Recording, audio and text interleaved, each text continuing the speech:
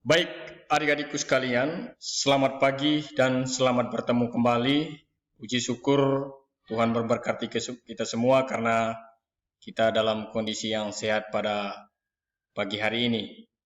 Baik adik-adikku sekalian, mari kita bersyukur dan terima kasih karena atas perlindungan Tuhan kita bisa bertemu kembali di tempat ini. Baik, tema yang kita angkat dalam mata pelajaran kali ini adalah tentang pribadi yang unik oleh Vincentius Patno, SMK Stella Maris, Labuan Bajo. Baik, mengapa manusia itu unik dan istimewa? Itu pertanyaannya dalam diri kita. Baik adik-adik sekalian, pada prinsipnya setiap orang diciptakan berbeda-beda, sekalipun ia atau mereka itu kembar dan identik, itu pada prinsipnya. Lalu kita ingin menelusuri lebih dalam, apa itu keunikan? Unik itu adalah ada 4 hal yang saya artikan di sini. Yang pertama, hanya satu. Yang kedua adalah bukan fotokopi.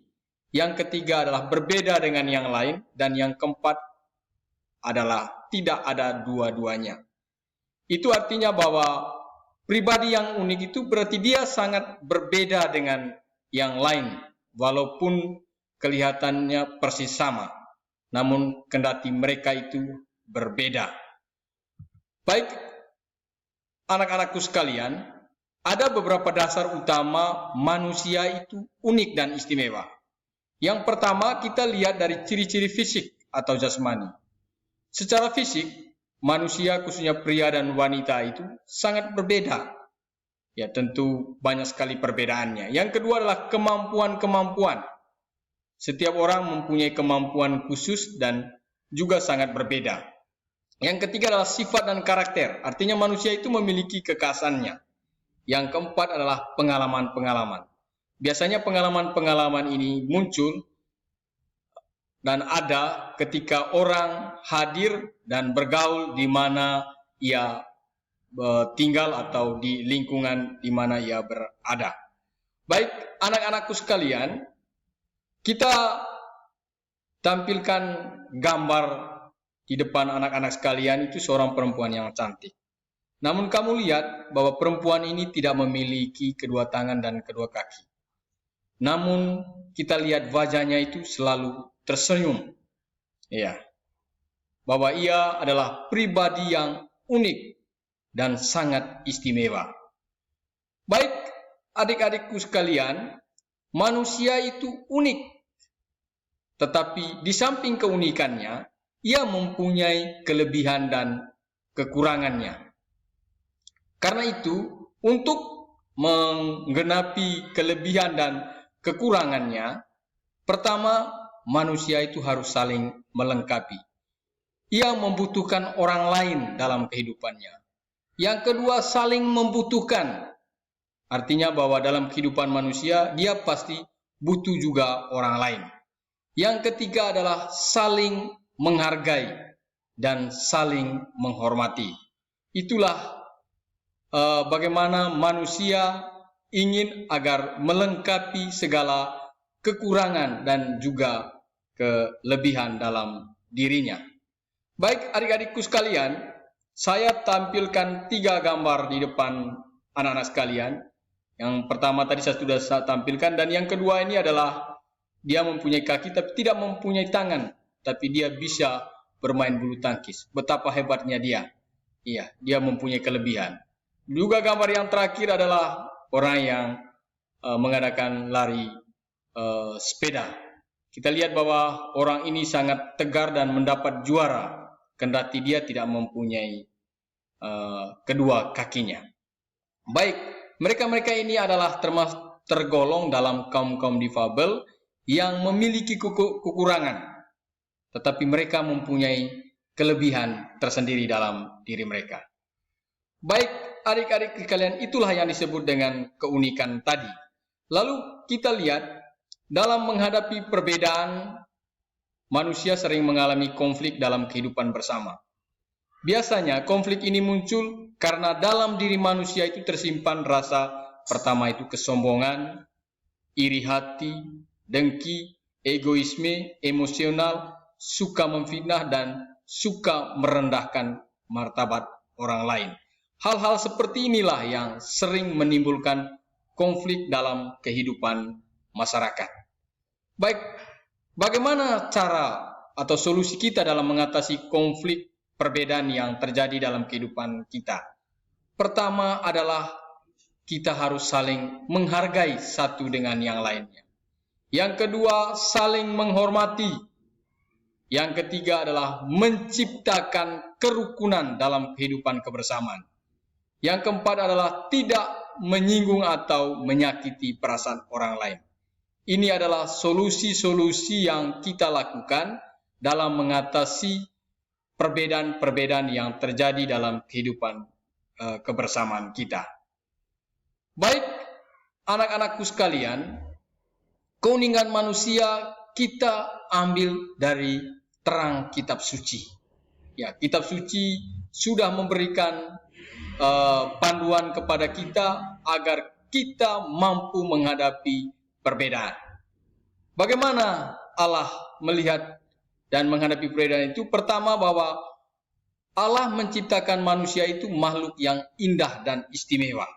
Artinya dia berbeda dengan makhluk yang lain. Yang kedua adalah keistimewaan dan keagungan manusia ini hendaknya kita sadari secara sungguh-sungguh. Yang ketiga adalah manusia adalah mahkota sekaligus raja dari semua ciptaan. Karena itu Allah melukiskan keistimewaan dan keagungan manusia itu dalam kitab suci Kejadian. Baik, bagaimana kitab Kejadian menyampaikannya secara jelas? Kita lihat di kitab Kejadian bab 1 ayat 26 sampai 31. Di sana dilukiskan tentang kisah penciptaan manusia. Lalu pokok-pokok utama dalam kisah penciptaan manusia itu adalah yang pertama, Allah menciptakan manusia itu menurut gambar dan rupa Allah. Itu artinya manusia itu sangat istimewa. Yang kedua, Tuhan menciptakan manusia dari debu tanah dan mengembuskan nafas ke hidungnya. Artinya Allah menciptakan manusia dengan memberikan nafas oleh Allah sendiri. Yang ketiga, bahwa segala sesuatu diserahkan oleh Allah untuk manusia. Artinya bahwa segala alam yang diciptakan oleh Allah di seluruh bumi diserahkan seluruhnya kepada manusia untuk menjaga dan merawatnya. Anak-anakku sekalian dan adik-adikku sekalian, kamu bisa membayangkan kalau di antara kita ada yang merusak lingkungan atau membuang sampah sembarangan, berarti kita tidak menghargai ciptaan Allah itu sendiri. Baik, adik-adik dan anakku sekalian, dasar utama Allah menciptakan manusia adalah apa? Yang pertama adalah Allah menciptakan manusia supaya manusia itu hidup berdampingan. Yang kedua adalah manusia harus saling menolong dan menghormati satu dengan yang lain. Yang ketiga adalah manusia harus saling melengkapi. Dan yang keempat adalah manusia harus memperlakukan pribadinya seperti Tuhan Allah sendiri. Artinya bahwa dia sangat istimewa. Betapa uniknya kita manusia diciptakan oleh Allah ini. Lalu apa yang kita buat, adik-adikku dan anak-anakku sekalian? Yang kita buat adalah pentingnya bersyukur. Artinya kita bersyukur atas segala ciptaan yang Tuhan berikan kepada kita. Bagaimana Allah menciptakan alam ini secara luas dan kita hidup di dalamnya dan menggunakan alam tersebut. Baik, bagaimana rasa syukur itu kita lakukan? Pertama yaitu menyadari akan diri kita yang unik dan istimewa. Yang kedua, menyadari diri kita diciptakan Tuhan secara khusus dan diperlakukan sebagai orang-orang yang istimewa seperti Tuhan Allah sendiri. Yang ketiga, sepantasnya kita bersyukur kepada Tuhan karena kita diciptakan sebagai makhluk yang istimewa dan kita bersyukur atas keagungan Tuhan itu sendiri. Anak-anakku sekalian, itulah rasa syukur yang kita panjatkan kepada Tuhan atas segala Tuhan berikan kepada kita, segala rahmat yang Tuhan berikan kepada kita, agar kita memperlakukannya dengan baik.